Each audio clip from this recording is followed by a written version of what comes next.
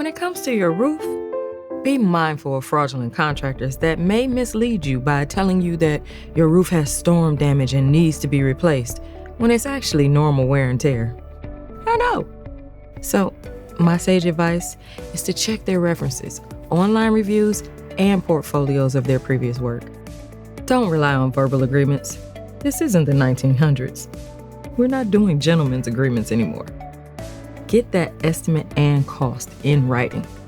And be cautious of anyone who wants payment upfront, in full. Chat with your insurance agent to ensure you're avoiding any potential challenges with a contractor, and make sure your property is adequately covered. And verify that the contractor holds all necessary licenses and insurances too. This proves that they meet certain industry standards. When you're seeking to make roofing repairs, don't get in over your head. Now you know.